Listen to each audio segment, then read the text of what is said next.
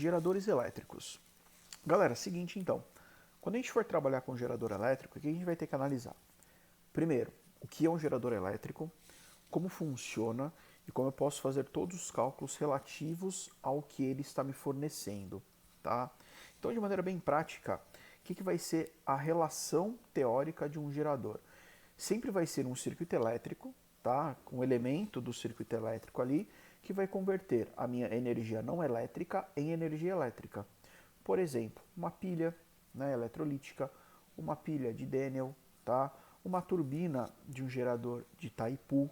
Então, sempre dessa forma, um gerador eólico, se eu tiver a possibilidade de produzir energia elétrica através de uma forma não elétrica, através de uma energia não elétrica, esse elemento de circuito eu vou chamar de gerador, tá? Qual que é a parte importante do gerador? Qual que é a funcionalidade dele? Ele sempre vai abastecer eletricamente os outros elementos do circuito. Ah, Bob, quais seriam os outros elementos? Os resistores, os capacitores, transistores, tá? Se a gente estiver trabalhando num circuito mais amplo, qualquer elemento que necessite de energia elétrica para funcionar. Então, galera, o gerador sempre vai abastecer esse cara. O que ele vai fazer de maneira prática? Ele vai fazer com que os portadores de carga, no caso a gente está trabalhando com os elétrons aí, aumentem o seu potencial elétrico, ok? Então, ele vai literalmente gerar mais energia nessa minha relação, ok? E toda vez que uma corrente elétrica, que são os portadores de carga organizados aí, atravessam o gerador, esse gerador, tá, ele vai apresentar uma resistência, que a gente vai chamar de resistência elétrica, tá? Tal dificuldade que os portadores de carga vão apresentar aí está relacionada com essa resistência interna. Galera, quanto menor a resistência interna de um gerador, melhor a eficiência do mesmo.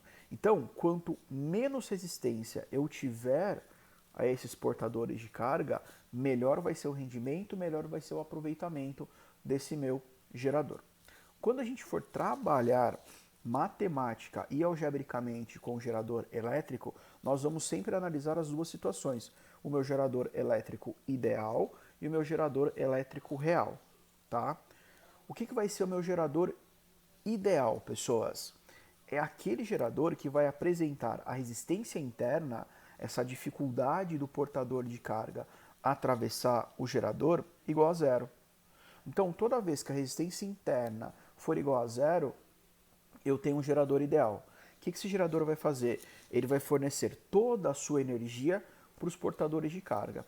Galera, o gerador ideal é aquele gerador com o qual a gente já vem trabalhando, né? Quando a gente trabalha com associação de resistores, quando a gente trabalha com um pouquinho de potência elétrica. Então a gente vai ter o quê?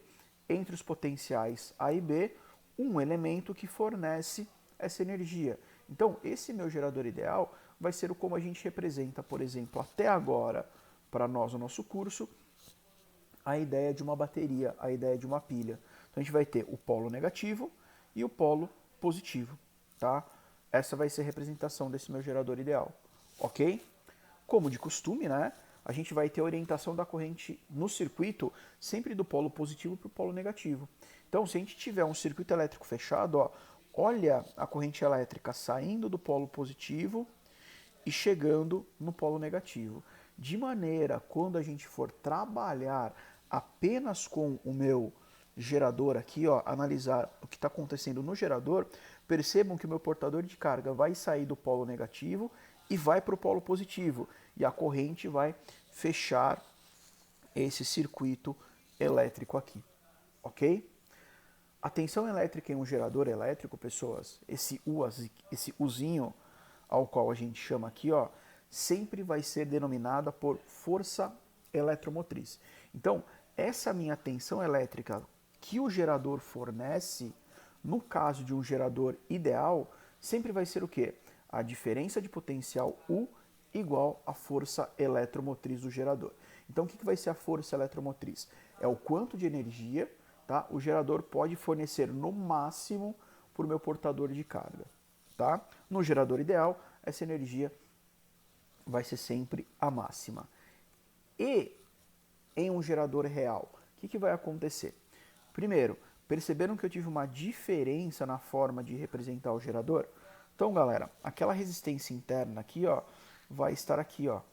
Apareceu a minha dificuldade do portador de carga atravessar o meu gerador.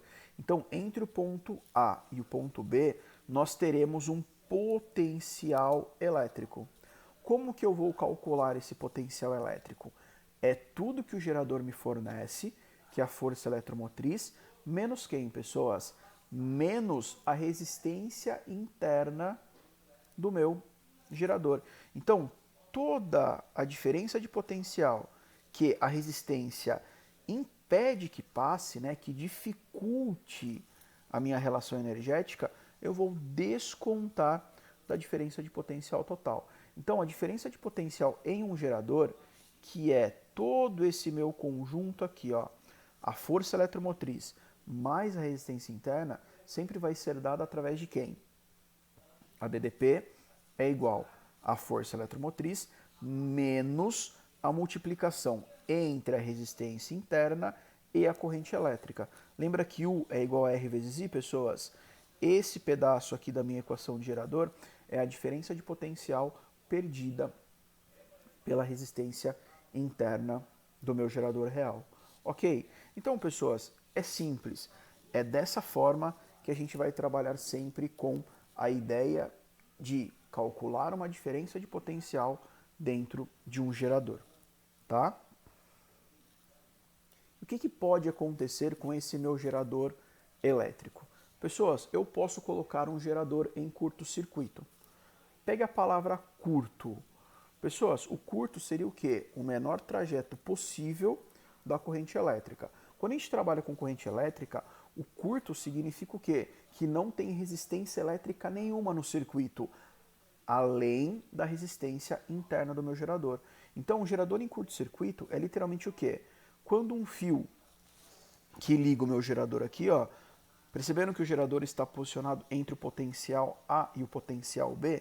Galera, esses fios que ligam o meu gerador têm resistência elétrica igual a zero. Tá? Se eu tenho resistência elétrica igual a zero, nesta ligação, a diferença de potencial aqui, ó, entre o ponto A e o ponto B também vai ser zero. Porque a gente não pode pegar e analisar que esse gerador está em paralelo com esse segmento de fio. Então, se aqui eu tenho potencial A, aqui eu também tenho potencial A. Se eu tenho potencial B, aqui em cima eu também tenho potencial B. Se a minha resistência é zero, significa que a minha diferença de potencial também é zero.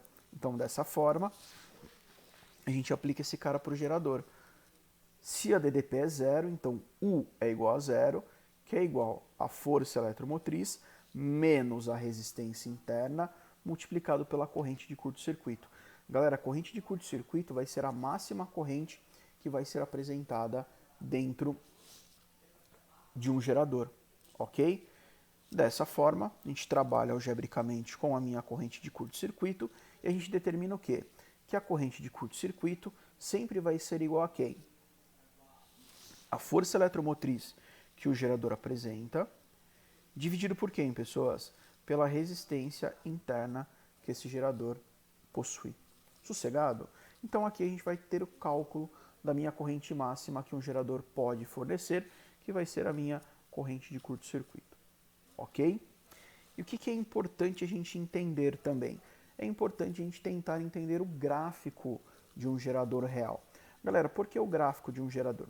Se você pega a minha função de gerador, a DDP não é a força eletromotriz menos uma resistência multiplicado pela corrente?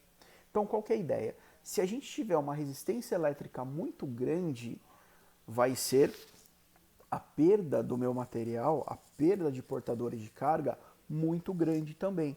E qual que é a tendência? Se eu começar a ter uma corrente elétrica muito grande, que no caso vai ser a minha corrente elétrica de curto-circuito, eu tenho uma tendência na diferença de potencial igual a zero, ok? Então, o gráfico de gerador sempre vai ser o quê?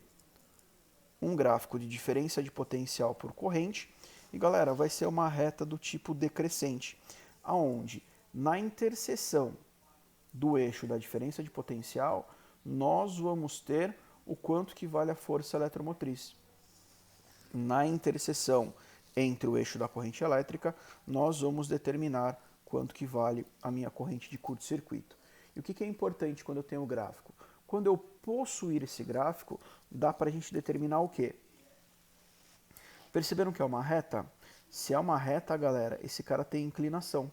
Então, a tangente desse ângulo alfa sempre vai ser igual à resistência interna do meu material. Por qual motivo? O que é tangente? É cateto oposto dividido pelo cateto adjacente. Quem que é o cateto oposto, pessoas? A força eletromotriz, E. Quem que é o cateto adjacente?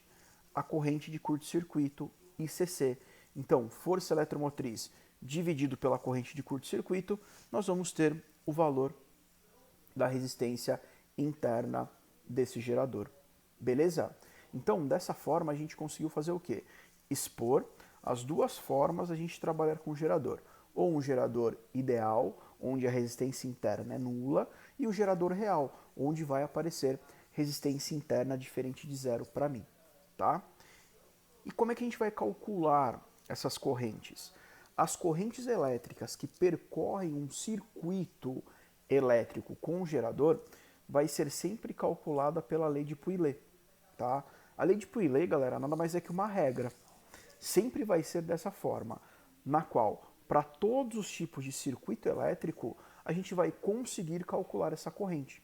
Então, dessa forma, entre o potencial A e B, nós temos um gerador elétrico aqui, ó. Tá?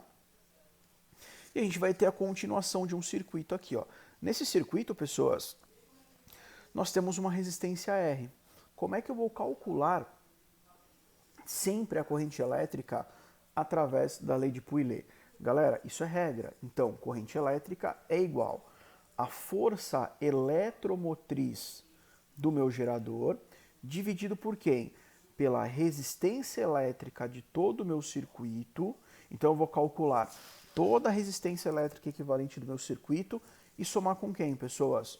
E somo com a resistência interna desse meu gerador. Então, toda a corrente elétrica para gerador pode ser calculada dessa forma. I é igual a E dividido pela resistência equivalente mais a resistência interna do meu circuito. Beleza?